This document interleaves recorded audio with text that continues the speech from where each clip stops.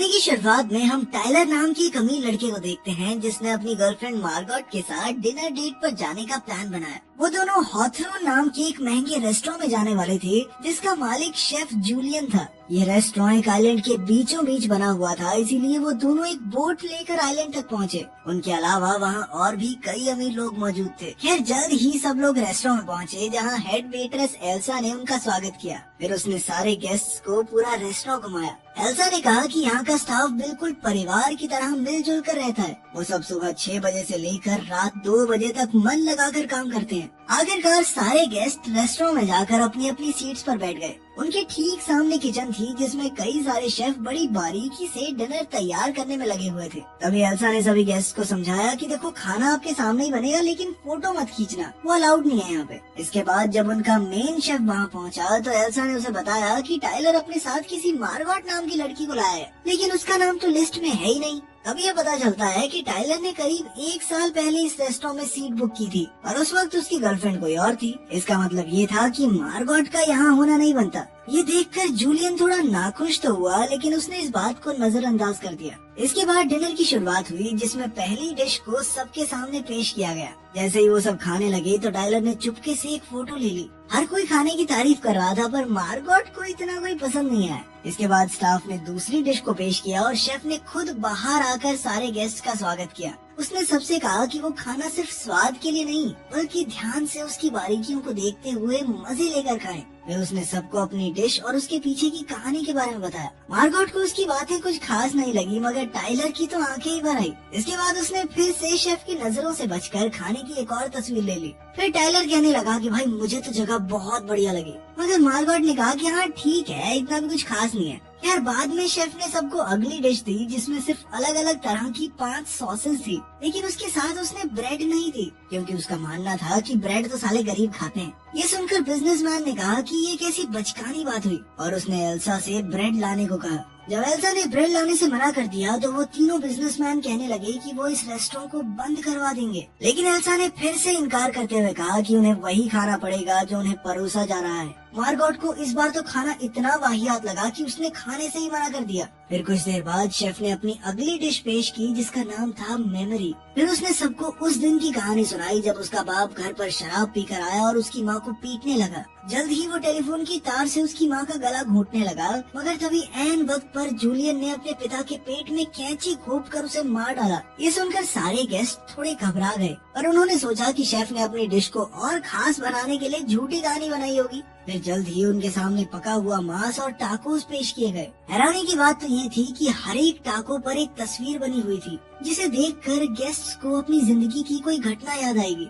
हम देखते हैं कि फूड क्रिटिक के टाको में उन रेस्टोरेंट की तस्वीरें थी जिनके रिव्यू उसने लिखे थे। वहीं मूवी एक्टर के टाको में उसकी सबसे घटिया फिल्म की तस्वीर थी। इधर तीनों बिजनेसमैन के टाकोस में उनकी गैर कानूनी बैंक अकाउंट्स की डिटेल्स थी। उन्होंने तुरंत एल्सा को बुलाकर पूछा कि आखिर रेस्टोरेंट को इन डिटेल्स के बारे में कैसे पता चला। उन्होंने रेस्टोरेंट को बंद करवाने की धमकी भी दी, मगर एल्सा ने कुछ भी बताने से साफ इनकार कर दिया। उधर एन के टाकोस में रिचर्ड और एक जवान लड़की की तस्वीर थी। उसने रिचर्ड से पूछा कि ये सब क्या है, पर रिचर्ड ने कहा कि उसे इसके बारे में कुछ नहीं पता। वहीं टाइलर के खाने में वो चुपके से रेस्टोरेंट के खाने की तस्वीरें लेता हुआ दिख रहा था। ये देखकर वो काफी घबरा गया और उसने सोचा कि उसे शेफ से माफी मांगनी चाहिए, लेकिन मार्गोट ने कहा कि वो कुछ ज्यादा ही सोच रहा है। तभी वो उठकर वॉशरूम चली गई। तभी शेफ उसके पीछे वॉशरूम में आ गया और उससे पूछा कि आखिर वो कौन है। मार्गोट ने उसे अपना नाम बताया, पर फिर शेफ कहने लगा कि उसे आज यहाँ नहीं आना चाहिए था। खैर बाद में जब मार्गोट अपनी सीट पर गई तो शेफ अपने स्टूडेंट जेरेमी को सबके सामने लाया। शेफ ने बताया कि उसी ने अगली डिश को तैयार किया है,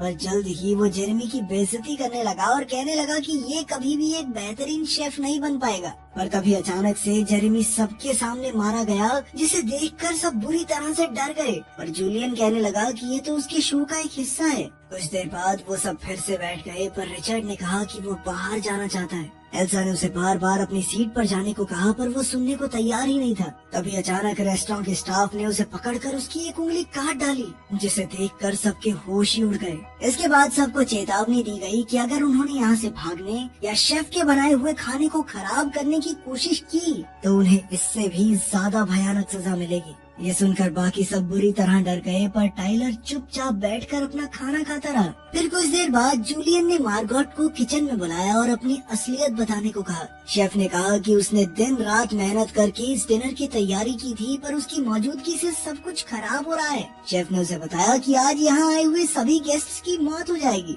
फिर उसने मार्गोट को 15 मिनट का टाइम देकर कहा कि तुम चूज कर लो कि मरना है या जिंदा रहना है। ये सुनकर वो बुरी तरह डर गई और रोते हुए अपने टेबल पर लौट आई। फिर अगली डिश से पहले शेफ ने कहा कि अगर किसी के मन में कोई सवाल आ रहा हो तो वो पूछ सकता है। तब एक आदमी ने पूछा कि आखिर वो ये सब क्यों कर रहा है। तब शेफ ने कहा कि वो इस रेस्टोरेंट को चलाते चलाते थक चुका है, उसे खाना बनाने में अब उतना मजा नहीं आता और इसका जिम्मेदार यहाँ मौजूद हर एक गेस्ट है। फिर उसने बताया कि फूड क्रिटिक को यहाँ इसलिए बुलाया गया क्योंकि उसके गंदे रिव्यूज की वजह से कई रेस्टोरेंट्स बंद हो गए और उसका एडिटर हर एक चीज में उसका साथ देता है। वहीं रिचर्ड और एन इस रेस्टोरेंट में अक्सर खाना खाने आते हैं, पर उन्होंने कभी भी खाने की तारीफ नहीं की। शेफ ने कहा कि उन्हें तो यहाँ की किसी डिश का नाम तक नहीं याद होगा। खैर, फिर उसने सबको अपने एंजल इन्वेस्टर के बारे में बताया जिसने इस रेस्टोरेंट में पैसे लगाए थे। तब ये खुलासा होता है कि जूलियन ने उसे बाहर पानी के ऊपर लटका रखा था क्योंकि वो मुनाफे के लिए बहुत लालची होता जा रहा था और उसने जानबूझकर रेस्टोरेंट के मेन्यू को कई बार बदलने की कोशिश की। तभी अचानक शेफ ने उस आदमी को पानी में डुबोकर सबके सामने मार डाला। फिर 15 मिनट बाद उसने मार्गोट को अपने ऑफिस में बुलाया और उससे पूछा कि उसका रिचर्ड से क्या नाता है। आखिरकार मार्गोट ने खुलासा किया कि वो एक वहशी दरिंदा है और उसका असली नाम है एरिन। पहले वो रिचर्ड के लिए काम करती थी और रिचर्ड उसे खूब पैसे देता था। ये सुनकर उसने एरिन को वापस टेबल पर भेज दिया। फिर अगली डिश लाने से पहले शेफ ने टाइलर से पूछा कि वो यहाँ क्यों आया। तब टाइलर ने कहा कि वो तो इस रेस्टोरेंट में कई महीनों से आना चाहता था और जैसे ही उसे मौका मिला उसने टिकट बुक कर ली। टाइलर ने कहा कि वो एरिन को साथ इसलिए लाया क्योंकि उसकी गर्लफ्रेंड ने उसे ऐन वक्त पर धोखा दे दिया। ये सुनकर एरिन को गुस्सा आ गया और उसने टाइलर पर हमला बोल दिया, पर स्टाफ ने जैसे तैसे उसे शांत किया। बाद में शेफ ने एरिन को अपने ऑफिस में बुलाकर डेजर्ट तैयार करने में उसकी मदद मांगी। उसने एरिन को स्टोर से एक डिब्बा लाने को कहा और वो चुपचाप चली गई। इधर मूवी स्टार ने कहा कि उसने ऐसा कौन सा गुनाह किया है कि उसे ये सजा दी जा रही है, जिस पर शेफ ने जवाब दिया कि तेरी एक फिल्म बहुत बेकार थी, पूरा मूड खराब हो गया मेरा देख के।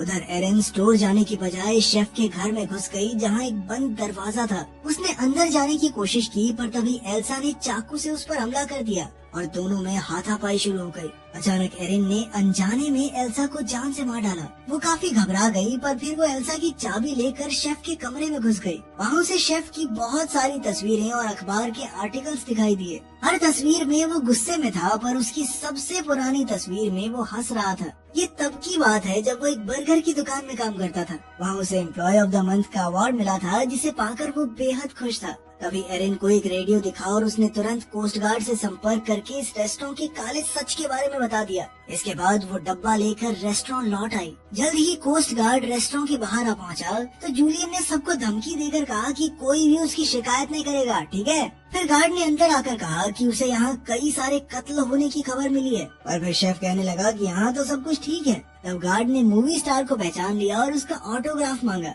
और मौका पाते ही स्टार ने अपने ऑटोग्राफ के साथ लिख दिया कि हमारी मदद करो। ये देखते ही गार्ड ने अपनी बंदूक शेफ की ओर तान दी। आखिरकार सबने चैन की सांस ली और गार्ड को शेफ की सारी सच्चाई बता दी। मगर तब ये खुलासा होता है कि गार्ड की बंदूक तो नकली थी और सारा स्टाफ हंसने लग गया। फिर शेफ ने कहा कि ये कोई गार्ड नहीं है, मेरे लिए काम करता है ये। आखिरकार शेफ ने आखिरी डिश पेश की तो एरिन को एक तरकीब सूझी। वो कहने लगी कि उसे खाना पसंद नहीं आया। इससे शेफ थोड़ा परेशान हो गया और पूछने लगा कि क्या पसंद नहीं आया तुम्हें। वो कहने लगी कि उसे बहुत भूख लगी है और शेफ उसे अच्छा खाना नहीं खिला पाया। ये सुनकर तो शेफ की ईगो पे बात आ गई और वो एरिन से पूछने लगा कि वो क्या खाएगी। तब एरिन ने कहा कि वो अमेरिकन चीज बर्गर और फ्राइज खाना चाहती है। जिसके बाद शेफ तुरंत किचन में जाकर खाना बनाने में जुट गया। बर्गर बनाते हुए उसे अपने पुराने दिन याद आ गए जब वो काफी खुश हुआ करता था। आखिरकार उसने एरिन को बर्गर दिया, जिसे खाकर वो बहुत खुश हुई। उसने शेफ की बहुत तारीफ की, जिससे वो बेहद खुश हो गया। फिर एरिन ने कहा कि वो बाकी के बर्गर पैक करवा कर ले जाना चाहती है। शेफ ने कुछ सोचकर उसे बर्गर पैक करके दे दिए,